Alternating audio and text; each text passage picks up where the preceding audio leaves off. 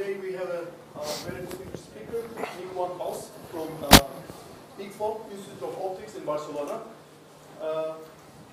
He is basically working on light-matter interaction in nanoscale, and they are trying to understand the basics of light-matter interaction and how to control this light-matter interaction using plasmonic structures. And he has, I'm sure everyone knows, or at least reads his papers. And when I was coming here, I checked my desk and I saw a couple of his papers on my desk.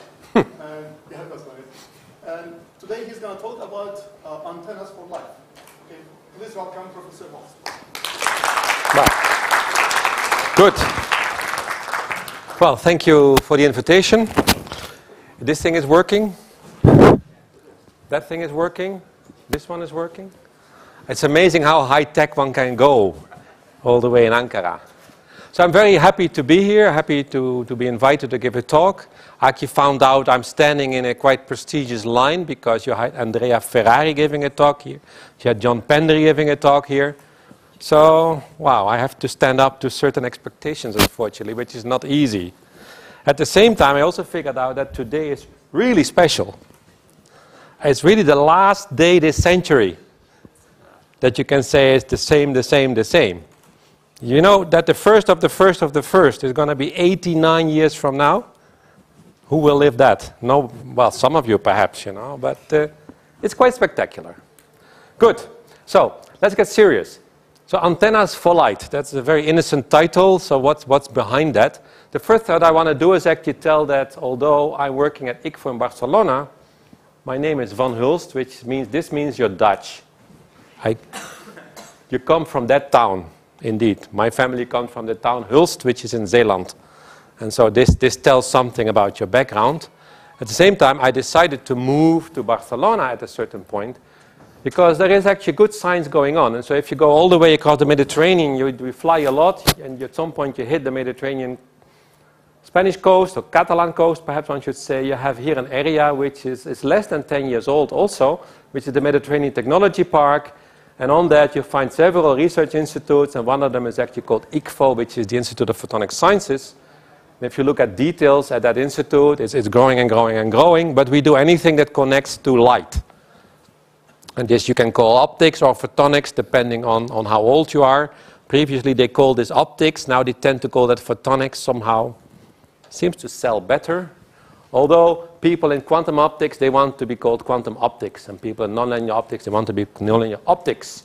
And not the second people don't know. But people in nano, they want to be called photonics. And also bio now wants to be called photonics. And of course, if you do bio-nano quantum photonics, that sells good. Yeah? And we're also working in energy. But the institute is actually exactly in its 10 years of existence now. And at the moment, we have 22 research groups. That means we actually have really 22 research group leaders who lead 22 groups with about 300 people in total. We have 12,000 square meters and 64 optical research labs. So we're pretty big, actually, on that sense. And if we're looking in optics and nanophotonics particularly, it's actually by now almost the largest part of our institute. So we actually have at the moment 9 groups working in nanophotonics, where myself, I'm a lot working on molecular nanophotonics, Romain Quidan in plasmonics, and Frank Koppes in graphene, somebody in quantum optics. He works on graphene and carbon nanotubes, quantum photonics. He works in quantum dots. He works in photovoltaic materials, integrated nano optics, and ultra-fast optics of more solid-state materials. So it seems to be an important field, at least at our institute. And I should mention our director who made the institute to exist, actually. Of course, we have other groups also. We're working in quantum, so we have quite a set of people working in quantum, working people in bio. The moment you work in bio, yes, then we also have female group leaders. That seems to be always connected to biological topics for some reasons, but this is confirmed at our institute.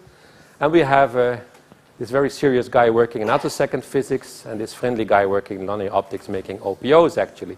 What you also see, I put the flags here. We have people from all over the world, quite a lot, actually. And I always tend to say we also have 2 Turkish group leaders. But they come from Cyprus, then again from the Turkish part of Cyprus. So Melike Lakadanyali and Turgut Duran.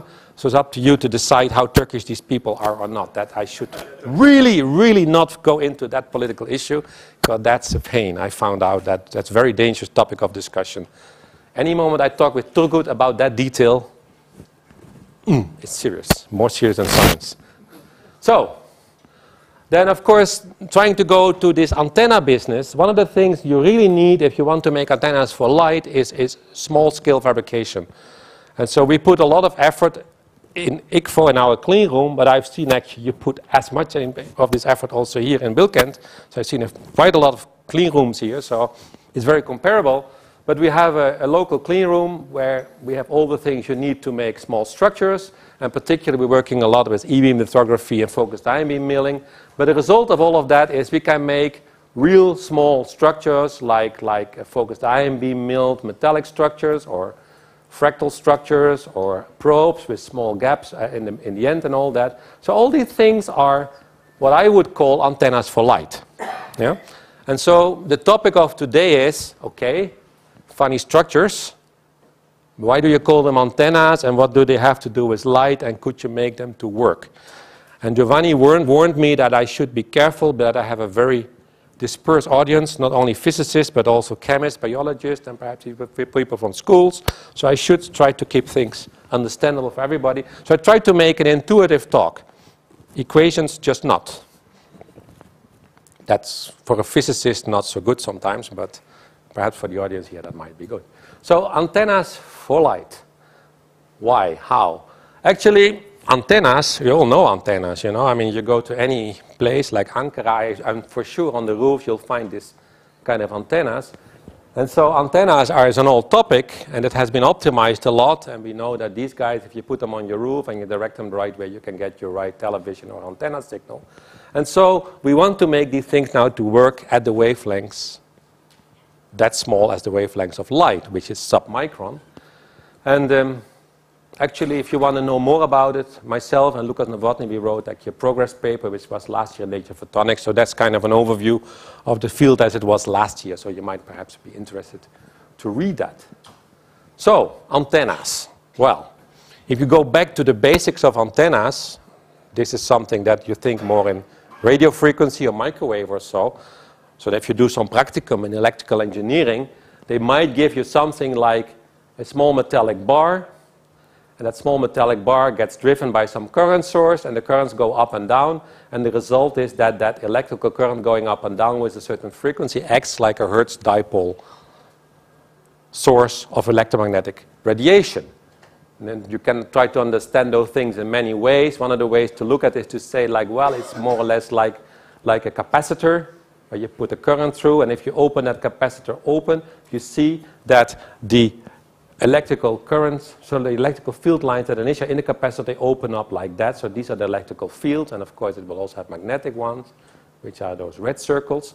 Another way to think about it is you have that antenna, and you draw it here again, you drive it with a current in the middle, you get a current distribution which is large in the middle and low at the ends, which makes that the actually electrical field distribution will be maximum at the end. And so at the end of that antenna, you get very strong electrical fields.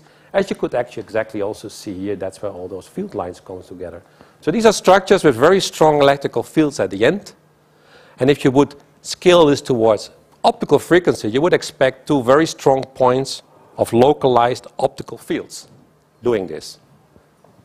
So one can say, okay, does that work or not? And actually, it simply works. If you do a very simple exercise, and you say, okay, let's take such a bar now, and let's, instead of radio frequency, put just light on it. Yeah, so you can say, okay, let's take such a bar, and let's take light, green light, 500 nanometer wavelengths, and you take a computer, and you'd say, computer, please solve Maxwell's equations for this bar, and let green light fall onto it. And you solve these equations, you indeed find that for a certain length of such a bar, in this case about 180 nanometers, you indeed see these very strong electrical fields at the ends. And so at optical domain, it seems to work like at radio frequency. There is no new physics, actually, seemingly. Although, of course, this length is supposed to be almost half the wavelengths of which you come in, and 180 is not half of 500.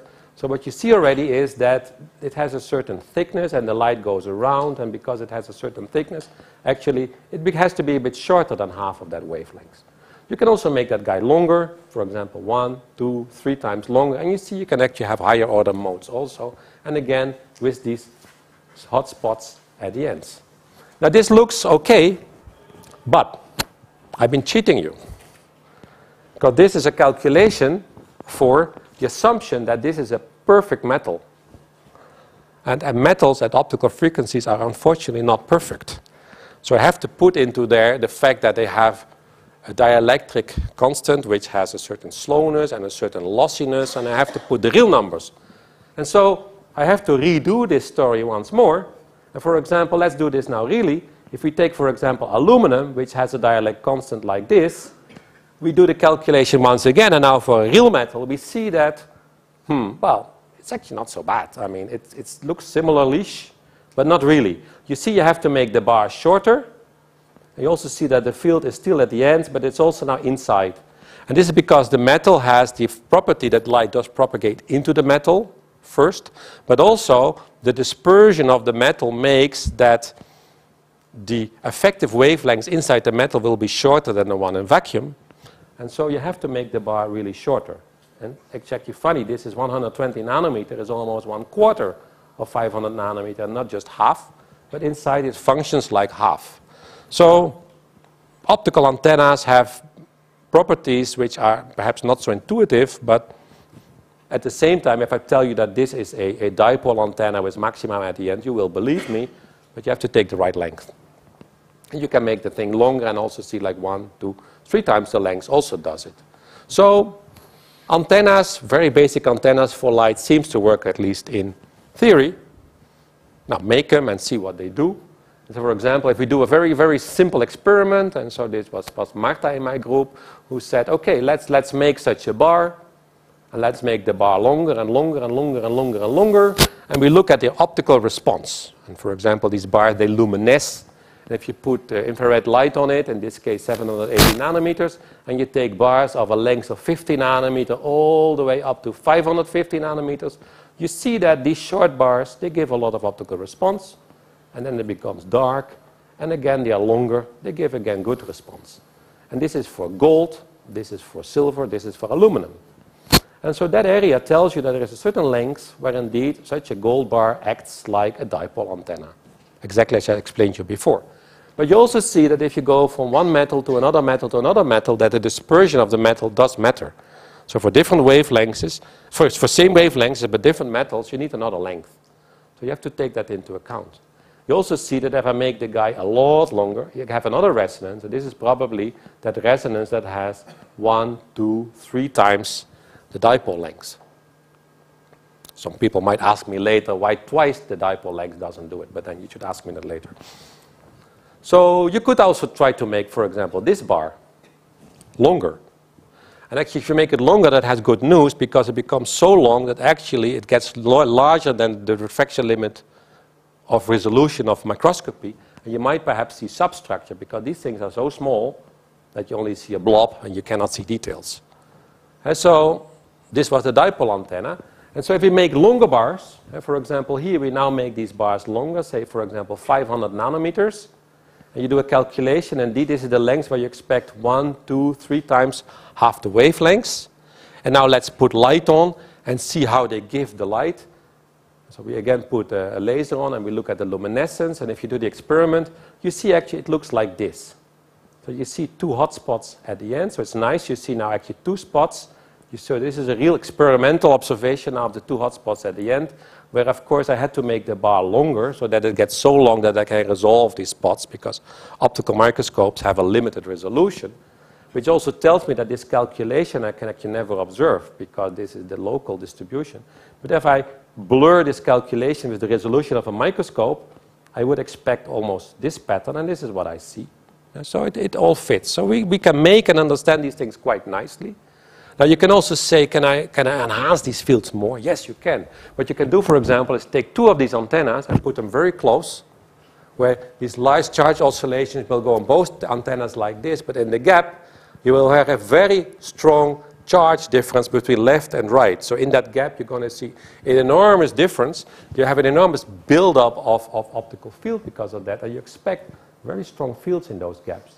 And indeed, if I take this antenna and I measure it experimentally, so I see that that single one had 2 lobes, but here if I measure the double one, I see still at the outside some of these lobes, but I get a very strong field in the middle. So I can boost it a lot. So that's nice. So we have here a tool to make a lot of light in the gap, very strong, and we could try to talk to something like a molecule or a protein and make that very efficient. And it fits actually pretty nicely with the theory. Good.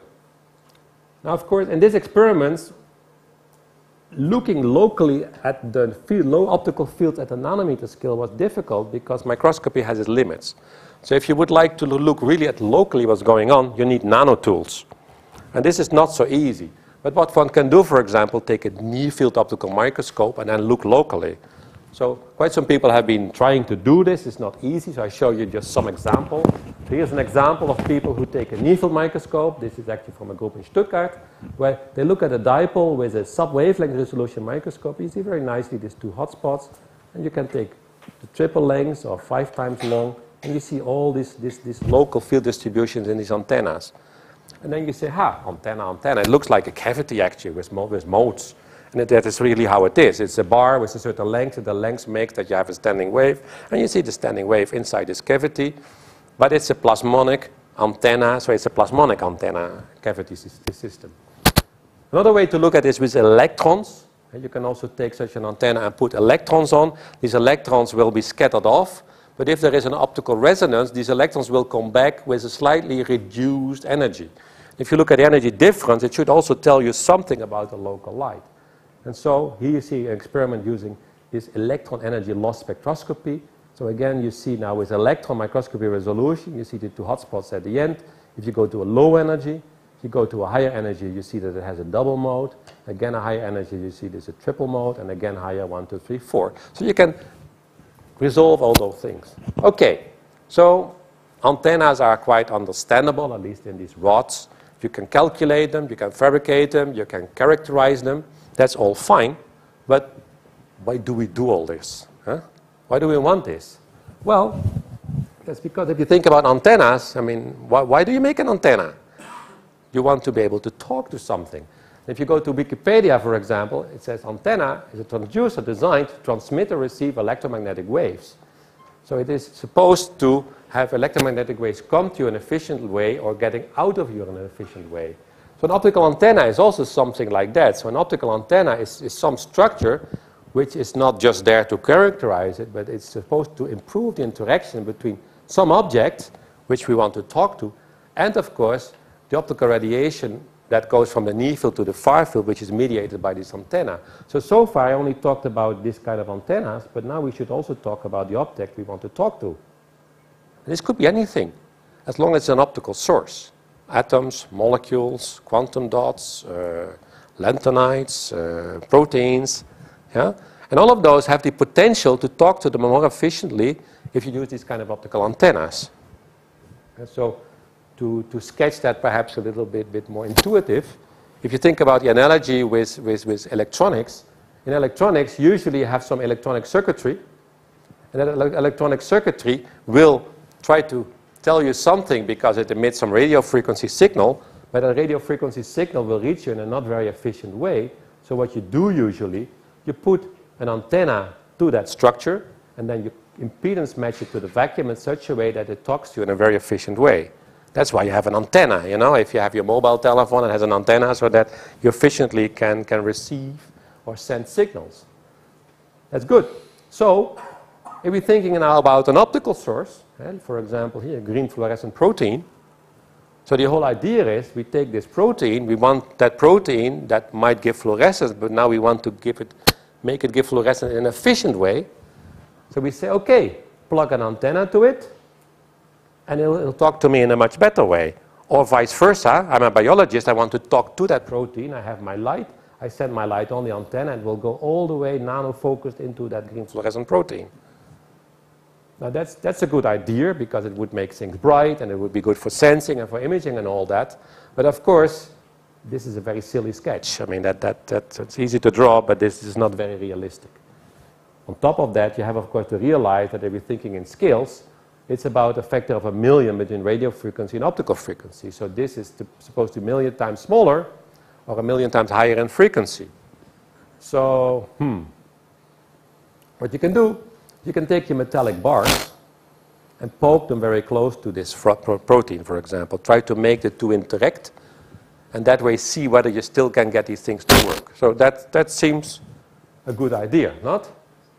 And if you do that, you immediately would get quite particular properties. For example, if you do some calculation again and you say, okay, let's take a situation where we take such an optical antenna and let's put that protein, which I've drawn here as a dipole source, very close to that antenna and see how this interacts.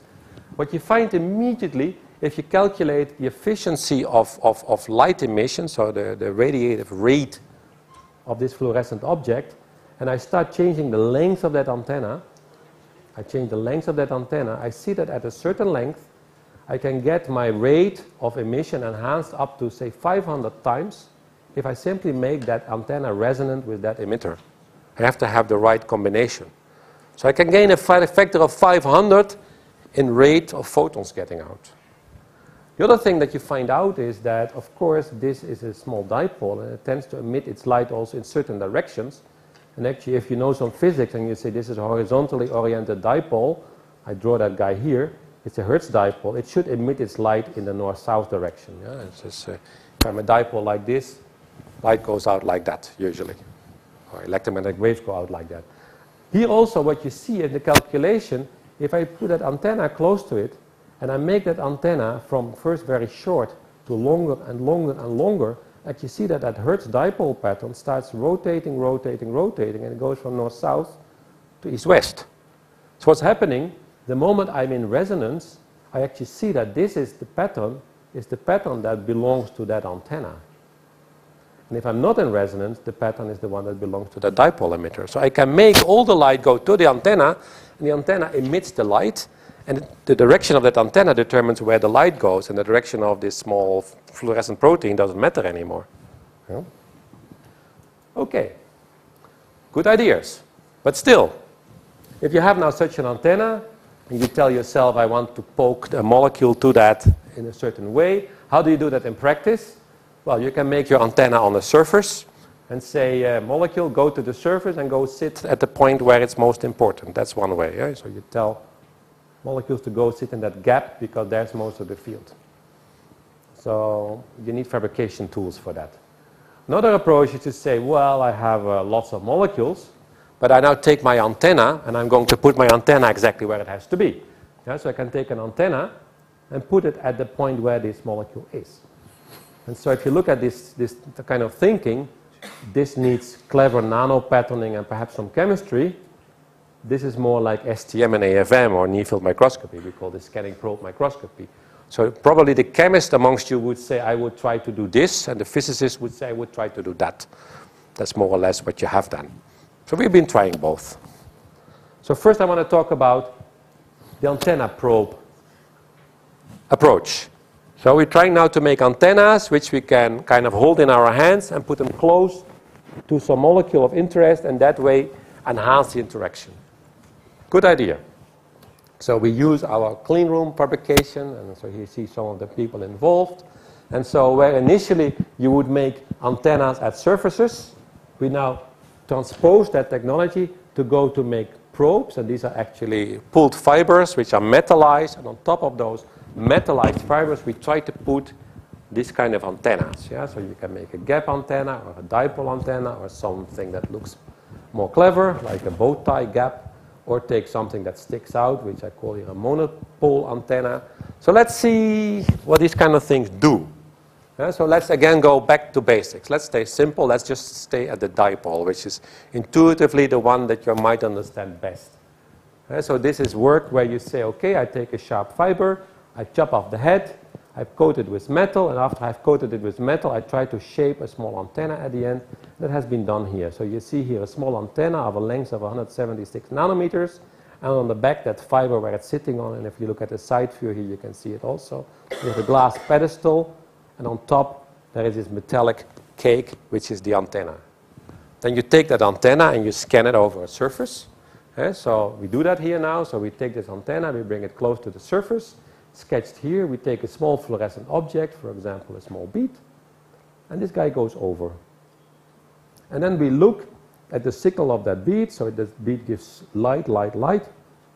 But the moment that antenna comes over, I see choop, choop. I see these light spots coming up. Yeah, so I see that the light of that bead gets more. And on top of that, it's two spots which are exactly, of course, separated by the size of that antenna. That's what it should be. Because I told you in the beginning, a dipole antenna should have two hot spots at the end. So yes, it has. But now you see that those two hot spots are both showing up because I put a particle there which tells me, yes, I'm now in the hot spot. And if I go to the side, I'm not there. It also tells you immediately that not only the distance is 160 nanometers, but also the half width of these spots is something like 40 nanometer, 34 nanometer here. So it's small. So it tells you something about how much the light can be confined. This is, of course, important because this is much smaller than the wavelengths of light. And so we're talking here about fluorescence light of 647 nanometer in size, which is actually more or less the size of the full image. But we see hot spots much, much smaller than the wavelengths of light, which is good for high-resolution imaging. If you do some calculation, it should look like that, and it more or less does that.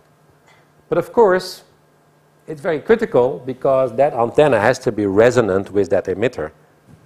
So for example, if you do the same experiment and you say, I make the antenna a bit shorter, 100 nanometer, and I make it right, 170 nanometer, and I make it a bit longer, 200 something and cannot read, you see that actually the experiment looks pathetic, nothing here. Here is some enhancement, and again pathetic there. So you have to have things really right to get those hot spots. And so if I actually do this experiment for many antenna lengths, I see that, well, there are scattered points here, but there is a certain length where it works best. And that's, of course, exactly this dipole. So the good news is, yes, it works. The bad news is you have to know at which wavelengths you want to work, and you have to know how to make it, then to control the distance and have all the dimensions right. So that's, again, a dipole antenna then, but now for optical frequencies. The other thing you could see in those images, of course, that is having these two hot spots is nice, but we would actually like to have one spot really enhanced. Yeah, so the other approach is then, okay, take like a gap antenna. So we did that here. For example, you see here at the end of a probe now you have a dipole, and there is a small gap in the middle, and the gap has a size of about 35 nanometers here. Here you see it head on, so you see a very small gap. And so again, if you start scanning around, so if you take objects like molecules or fluorescent beads, you see initially you make an image of those guys, and so this is a diffraction limited image of fluorescent molecules. So you see these fluorescent objects here. And now you put your antenna close to it, and you squeeze the light, and immediately you see, of course, that, for example, this blob here, it shows multiple blobs here. So it tells you actually it's not just one molecule, it's actually two molecules, because this antenna had more or less this orientation. I see two spots here and two spots there. And you all the time see these two spots again. So the bad news is actually, yes, this gap antenna does give you high resolution, but it still doesn't give you the single hotspot. If I actually start scanning around the antenna over a fixed molecule, it looks more or less like this. So you see now a spot in the middle, and you see the spots at the end. And so you see it works. At the same time, you see like, yeah, but actually the molecule cannot get into the gap really. So it doesn't really feel the enhanced zone. So it works more or less, but this has to get better. So better would be a much better idea actually to say I make an antenna which doesn't go flat to the surface, but just like that, head on, with its end point. So we also did that. So here you see again fabrication where we take a fiber coated with metal, but now we say, okay, let's make an antenna which in the end sticks out vertically. So this is a one-pointed antenna, and actually it's sitting on a fiber where here you see a small hole where you see actually the glass of the inside of the fiber. So you see the core of the fiber, the metal coating, and at the edge of that small aperture we put that antenna. And now if you shine light through the fiber, you hope that you get this very small light source at the end. And actually you do. So if again you do this experiment, where we say we take now this antenna at the end of a fiber, we scan a molecule over it, we get an image here, where in this image what do we see? Well, we see kind of big spots, but we also see very small spots. And if we zoom in on one of those small spots, like this one, Here is one. We actually see it has a width of about 25 nanometers. So that's nice.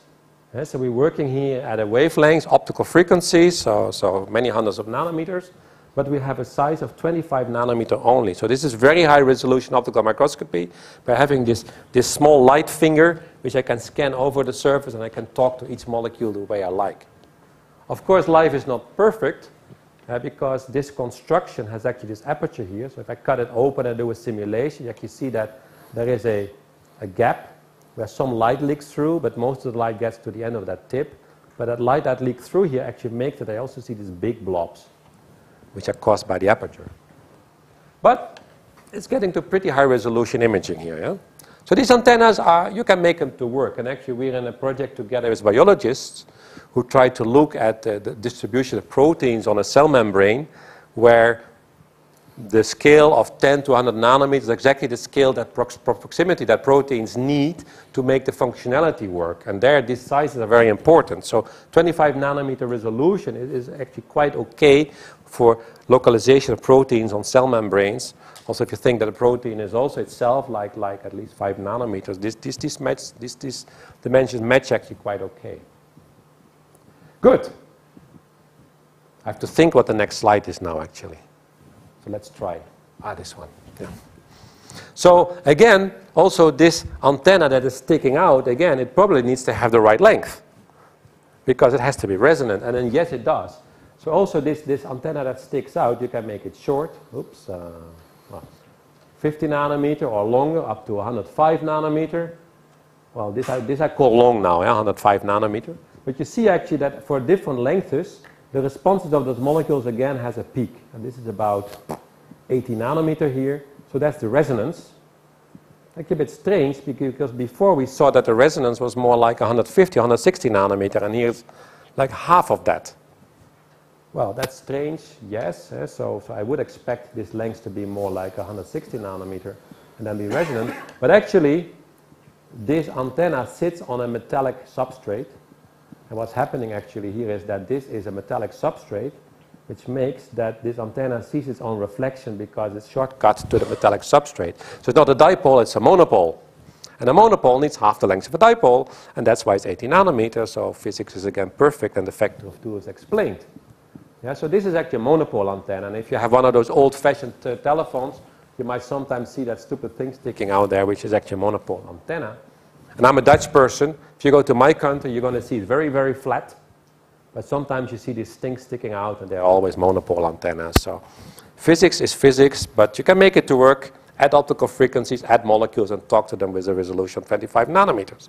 So if you have the right technology, you can actually make it useful and actually make biologists happy for the tools you make. So that's important. Good. So antennas for light. Now, I told you, on the one hand, that I can make antennas and try to scan around.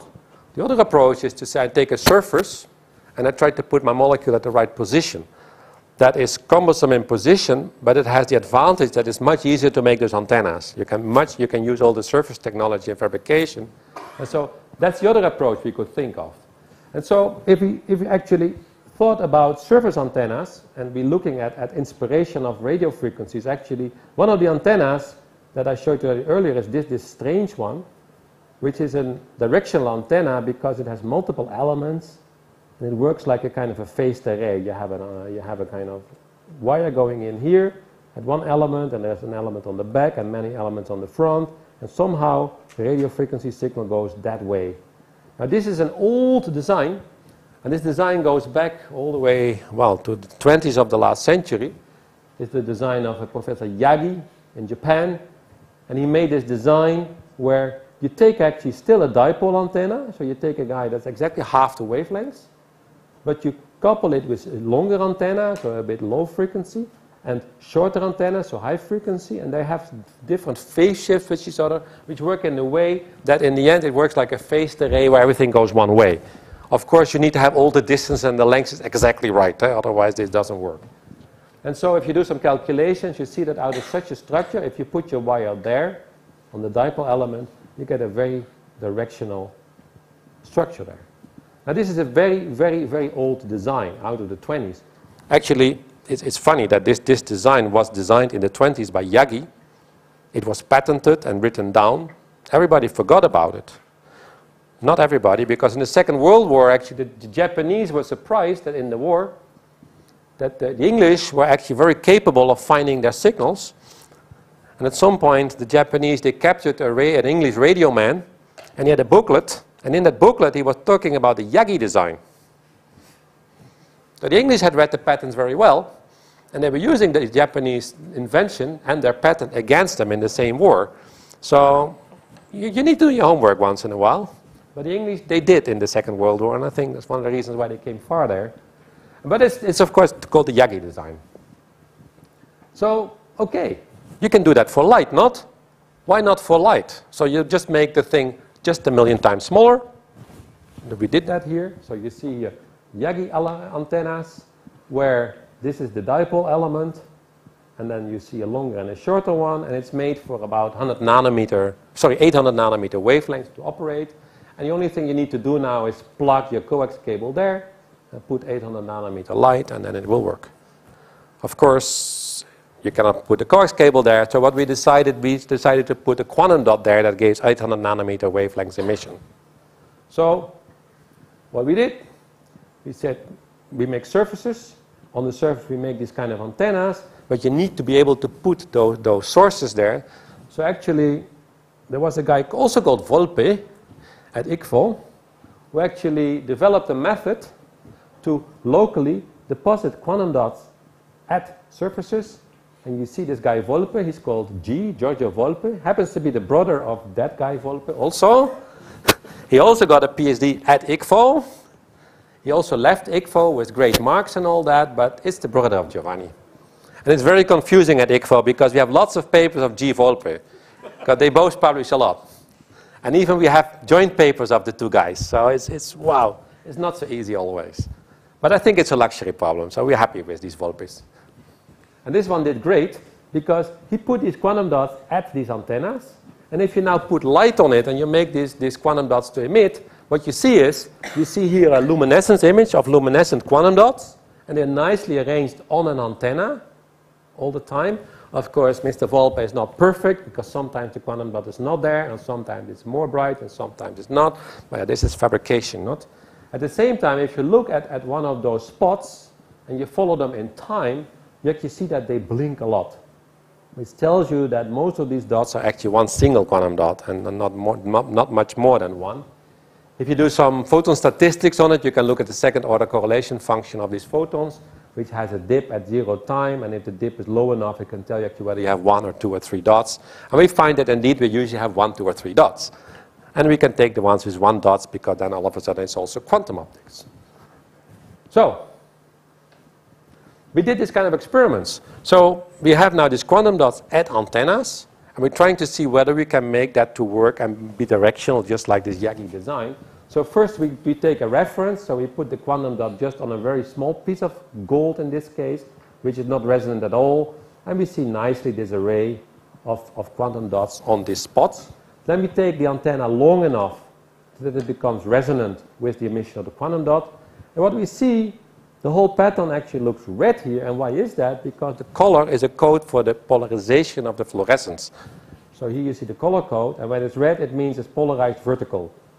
And we should not be too surprised. You know, this antenna was oriented vertical, so all the light goes through the antenna mode, and all the vertical antennas make that the light comes out vertically polarized. So this is already one proof that yes, we couple to the antenna.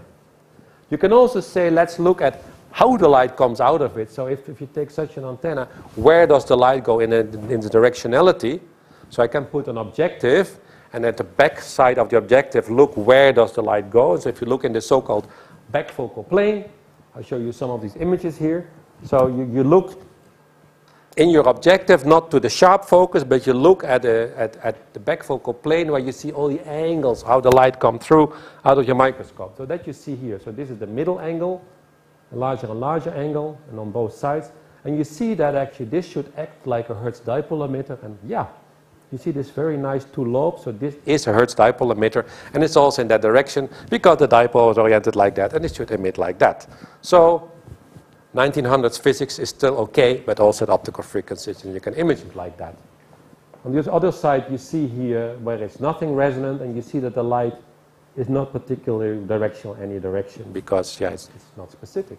So now you say, okay, let's take this Yagi design. Let's put that quantum dot somewhere there. So we put quantum dot there. And initially, we can first look at the dark field image. We see that the antennas are there. Now we look at the luminescence. We see again, yep, all the dots give light. It's again red. So it's again with this polarization along the direction of the antenna. But now the question, what's the angle? So let's measure the angle. And what do we see? Well, it depends a bit on which antenna we take. And we can take that dipole thing a bit too short or a bit too long. So this is a short dipole, a longer and longer and longer. But if we take the right length, we see it's very, very, very directional. Yes, so you can get all the light of a single quantum dot. It couples to the antenna, and then all the light of that dot goes one way in a very narrow angle. Which is actually quite important if you think about that this is a single photon source, and you can direct all the light in a very specific direction if you want to do efficient quantum optics or quantum communication. This is a very handy tool. So we made everything perfect, of course, at some time. So here you see the theory and the experiment, and everything fits nicely. And if you do quantitative physics, you want to plot quantitatively the angular pattern together with the theory in red. And things fit actually really, really nicely. So it's very, very directional emission out of a single quantum dot. And you do the photon statistics, and you see that indeed the dip of the photon statistics is very low. So yes, it's one dot. So one single dot is very directional in its emission. Good. Now that's the good news. Of course, the bad news is that if I change anything on the design of this antenna, it doesn't work anymore. Any dimension I change, it's not resonant, and it will not work, or it will direct the wrong way around and all that. So you have to be very, very careful with these designs. Again, we can learn of radio engineers. They say, broadband antennas, look at the book. You read a book of the 60s, and there is a whole chapter on broadband antennas, how to make them. And they tell you, take another design, take a variation of sizes. So for example, they tell you that you should take log periodic antennas. That makes that you should not take just one dipole, but you should take a line of dipoles with decreasing sizes. And it's not that anymore this one or that one or that one is resonant, but they're all a little bit resonant, but you have a distributed band over all the frequencies where you would want it to operate. And so if you go on roofs, very often you see such designs, which are the so-called log periodic broadband antennas, because you have different sizes in one design. And so here you already see one that we made. On top of that, we actually put quantum dots on them. So you see all this, it looks like this is a bit, it has an illness, all these small spots. These are all single quantum dots. Add them.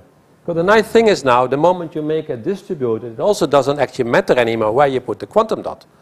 So that's the second advantage. So, of course, although Mr. Giorgio Volpe was great in putting the quantum dots specifically at the right position, you would not want to have to do that all the time, please. I mean, it would be much nicer if you just put the dots everywhere and it's directional. So that is robust, it's non-critical. So this design actually, if you look at this kind of designs, and you do some calculations and measurements, so here again you see a log periodic antenna, a very long one, and then you put quantum dots on. You can do some calculations which tells you, well, it depends a lot if you put your dot there, there, or there, or there, that actually the first element, the directionality is the wrong way around. If you put your dot at the second one, it goes the right way. And most of the elements, actually, if you put your dot, it goes forward. So it's kind of a forgiving structure.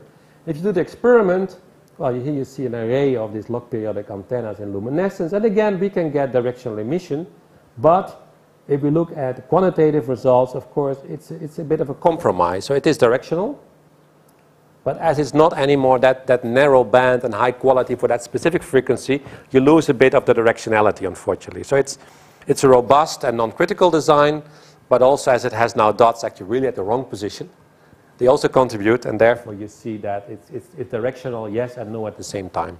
But it works. Good. Hey. If you read these antenna books, and you open up some pages, you find actually that these antenna patterns can look really, really complex. Because so far I tried to keep life simple. I say we take a dipole, and a dipole is a Hertz emitter, and that we can understand. But if you go to an antenna book, it'll tell you that if you take even a rod and you make the rod longer and longer and longer and longer, you can go from a dipole to the length of a quadrupole, of an octupole, and a higher order pole. And what you see is that although initially we understood very well this dipole pattern, if you make the guy longer, it becomes a quadrupole. If you make it longer, it becomes an octupole, and more and more and more complex. So you can get actually very, very, very complex emission patterns by just not keeping things simple. Now, from a physics point of view, it's not so difficult to understand because you can make like phase matching equations which tells you at which angle, at which k vectors along the bar and projected ones of the light that needs to fit, and that tells you exactly which angle you should have maxima minima. But experimentally, sometimes things can get very, very complex.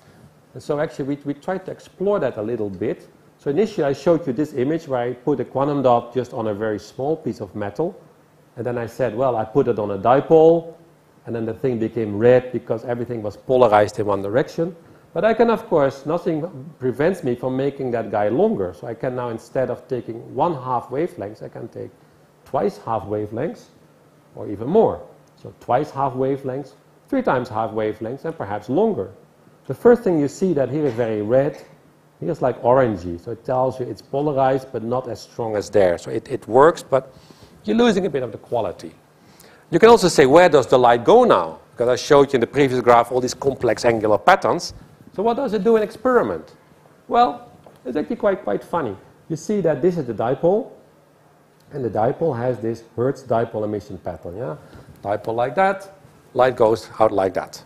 That we understand. But if we take a double dipole, which is a quadrupole, we see actually that the light, it has flipped fully. The light goes out up there and down there.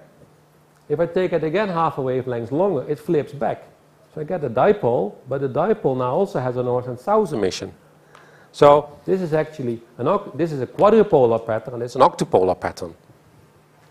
Does that make any sense? Well, if you do the calculations, it was Tim Tamignao in my group who did that, it actually fits quite nice between experiment and theory. And I think I have the next one. Sorry. I thought I had even longer antennas, but I didn't bring them with me. But so the nice thing is now that actually this is a single quantum dot.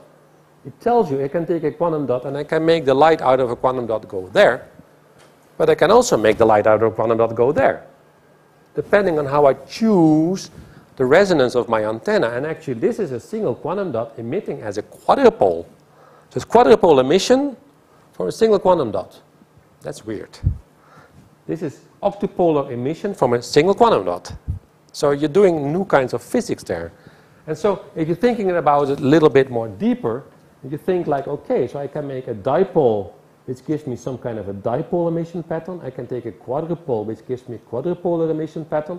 But if I would combine the two, I can actually make a single quantum dot emit one way and the other way, but I can control the phase between the two through this antenna, and I can make very complex angular momentum emission of single photons that come out of this quantum dot by just controlling the right antenna. Yeah, so I do not need to make it just dipole or quadrupole, but I can try to mix it. And I have to play with that. That's actually one of the research directions we're exploring at the moment. And all the time, it still has the photon statistics of a single photon source. So you can make single photon source with very complex angular momentum quality in its emission pattern. Good. How much time do we still have, Mr. Chairman? 5 minutes. Oh, that's way too less. So as always, eh? So I got 2 topics still, but there are only a few slides actually, so it's not so bad as I make it seem. So physics is a fun game sometimes. And so sometimes you realize that if you take, I've been boring you by now with this small bar, it was a dipole emitter, yeah? You know by now that it's a dipole and half the wavelengths and has these hotspots at the end. But actually, if you take physics and you say, let's replace the metal for the hole and the hole for the outside, so we make a negative antenna in a piece of metal. Then there is some deep physics which says it's the principle of Babinet, which tells you that everything that this thing does in electrical and magnetic fields, it does it vice versa here. It tells you that if this is an electric dipole emitter, this should be a magnetic dipole emitter. Simply like that. Not electric, but magnetic. And so we said, let's try that. Does this work as a magnetic dipole source? So instead of making small antennas, you go to another machine, focused ion beam milling machine, and you cut out grooves, and you take a piece of metal, and you make these slots, so like negative antennas. And then you put quantum dot on there, you look at how the light goes, what does it do? So you do that experiment. And so on the left, again, what I showed you all the time, is this dipole emitter, and it had these patterns which were red because of the polarization vertical, and it had this nice dipole like that. Now we take this slot, this negative antenna, the red becomes green. That's the first thing we see. So the polarization flips fully. So this gives a very horizontally polarized light. And at the same time, it also gives, again, you see these two wings here, east-west. You also see that here. But now it's very, very narrow. So I get a very narrow emission pattern. And it's polarized along the direction of where it emits. That's actually interesting because this has to do indeed with magnetic dipoles. I mean, you have a magnetic dipole, but it will have the electrical one that way, so that's why the polarization horizontal, but still the emission pattern is still in that direction. So you see the directionality and the polarization are parallel, so things have flipped indeed. Now you might wonder, why does it look so awfully sharp? Because this doesn't really look the same. That's because there is metal all over the place, and the light that tries to escape actually sees the metal. And it says, I love the metal. I become a plasmon, and I propagate as a surface plasmon. And this is actually the resonance of the surface plasmon, whereas that did not happen there. Now, we said, let's kill the plasmon. So what we did, we put a bit of chromium on top of that gold, which kills the plasmon. And then that signal changes into this. And again, you get these very nice ears on the left and the right, which shows the dipolar pattern. Yeah? So yes, electrical and magnetic dipoles can be simply inverted by taking the right resonant slot compared to the right resonant positive structure. Interesting. Whoa. Let's go for another one. Let's make life a bit more complex, because now we have understood that if I take a source, I can couple to electric modes of an antenna. I can also couple to magnetic modes of an antenna. Can I not combine both and do something really clever? And so, for example, this is a structure that, well, I mean, you should have heard about splittering resonators when we have Egmel in the audience here. I mean, that should have happened one day here. So these things are awfully popular to make metamaterials and to make negative index materials. But at the same time, actually, they have at the same time electrical modes and magnetic modes quite strongly. And so could we not exploit that? So we have been taking this splittering resonator where we thought, like, if we put on it a quantum dot, on the one hand, we can actually drive it as an electrical dipole, but we can also drive that thing as a magnetic dipole. And then we have to find cases where the electrical dipole will have a certain orientation, the magnetic also. And if you're thinking about these two patterns where the fields are, actually the electric dipole has a field going that way in both cases, but the electrical one, as it's a circular system, you have actually an anti-parallel E field. If I add up the two together, what you will see is actually that if you have at the same time a magnetic and an electrical dipole, you see that they will constructively interfere in one direction, but they will destructively interfere in the other direction. So they will give you a very directional pattern simply because of the nature of the fact that they have a different symmetry mutually. Yeah? But then you have to drive at the same time the electric and the magnetic dipole in one and the same structure. And it's nice because they have the same source point. Usually to get directionality, I need to create space and phase differences to get directionality. Here I can keep things very small. So actually we did that. And we thought, like, so we did some simulations and we tried to see where we had to put the dipole, whether it had to be here or whether it had to be a little bit more there. We found out it has to be more or less here, but it was pretty forgiving actually for the position where we had to put it. So we put it all over the place. So we made these splittering resonators with several sizes because you have to have the resonance for both the electric and the magnetic dipole. And then you do the experiment, and lo and behold, what do you get? You get this.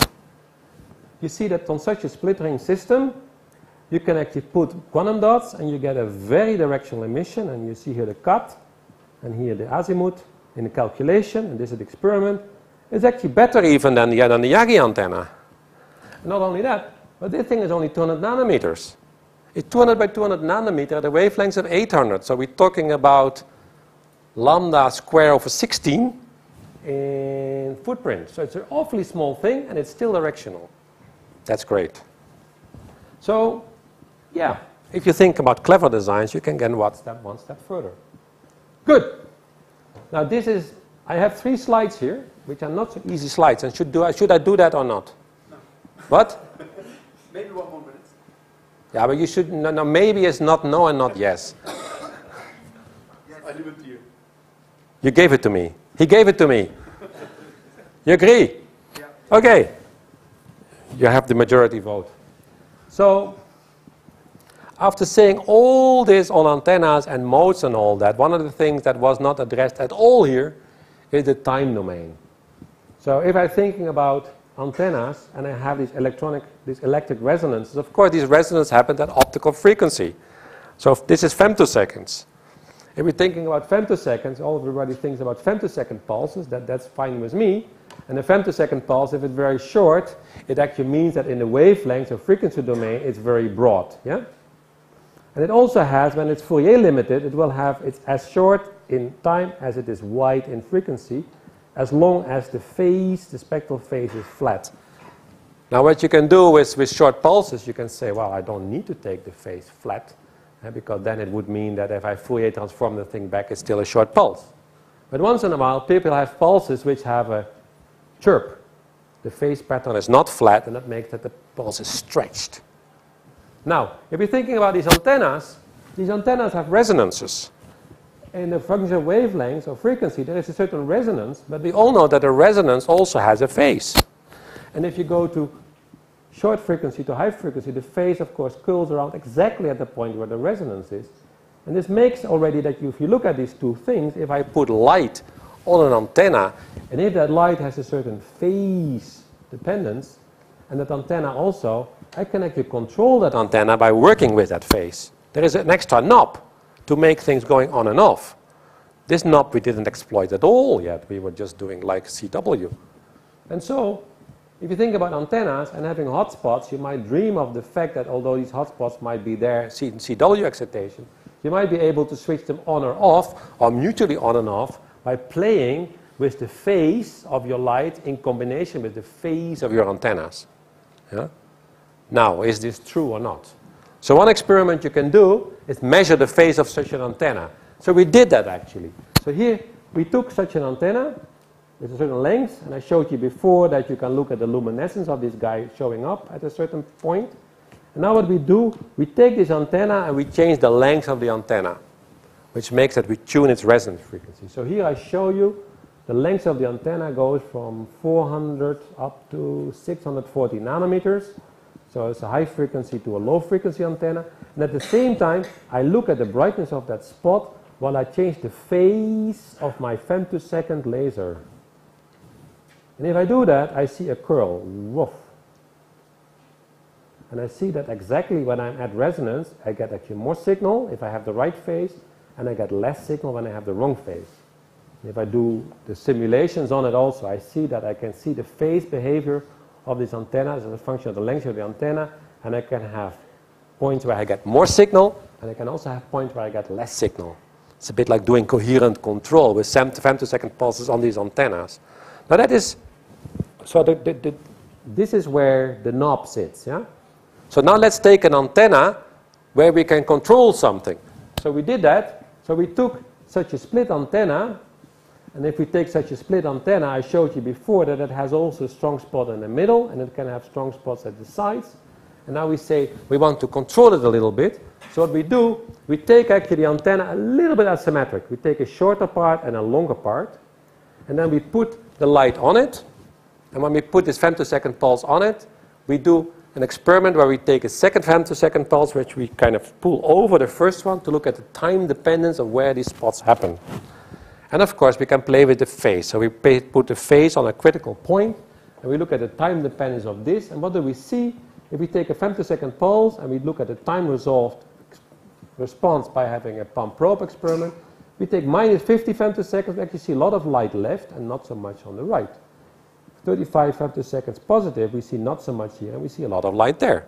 So you can kind of flip where these hotspots are at the femtosecond scale At the same time, these spots have a size, we saw them in the beginning, of something like 25 nanometers.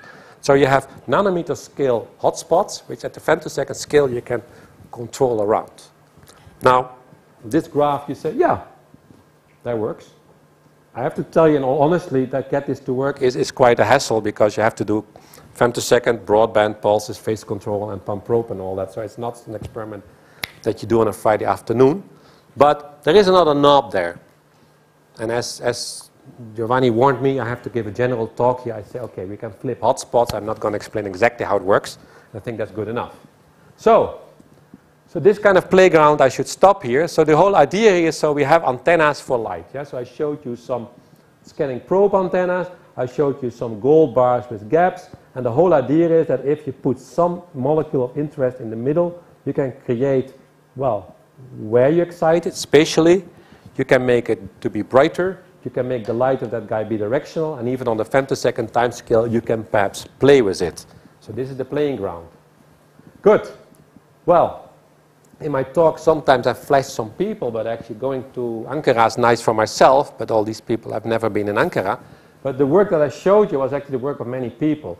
So there is the scanning probe people, it's Lars Neumann and Anshuman Singh in my group, who did a lot of the work on the scanning probe business. Then the ones on these dipole and higher order mode antennas were Tim Tamigna, Alberto Curto. The ultra-fast people were mainly Dan Brinks. And then I have a lot of other people I actually didn't show you work of, because we're doing a lot of work on coherent control of single molecules, ultra-fast, on light harvesting complexes and all that, which is another topic. So if you want to hear about that, I should come back once more. And I have to excuse Jon Hanku, who just joined my group. I really couldn't find his photo anymore, so I only put his name. And of course, you can see that at ICFO, we're pretty international again. I mean, I'm Dutch, yeah, so I like Dutch people. So here's a Dutch one in my group, another Dutch one. But I have nothing against Germans. As you can see, I also have some Germans in my group. Almost the same. Then I also have the same number of Spanish, also 3, so that's good. And then, of course, you always need a bit of flavor. So that's why we have an Italian, a French one, a Polish one, an American one, you know. And that gives actually, I think, the good brand. There is no Turkish person in my group, so we need to repair that soon. So please do so. Thank you. I'm open for questions.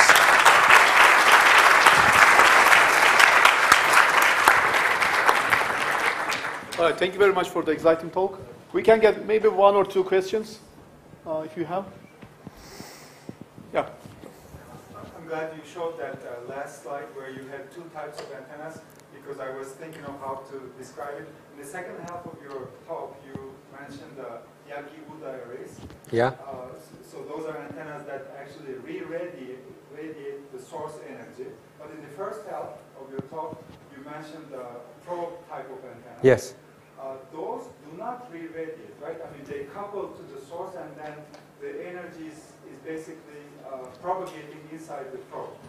So it's very much like a near-field scanning optical microscopy. Is that correct? Yeah, I mean, so from a physics point of view, it works exactly the same. So whether I have a scanning probe or an antenna on the surface, I have a molecular system or an atom, which is like a 2-level system which tries to emit a photon, and I couple it to a strong metallic resonant antenna. Whether that's a scanning probe on a surface or a Yagi or whatever, that doesn't matter. What happens is that I have 2 oscillators which get strongly coupled, and because that big antenna is a very strong oscillator, I see that all the resonance strength of my molecule gets into the antenna, and that's why it couples to the antenna mode. So it's very strongly coupled.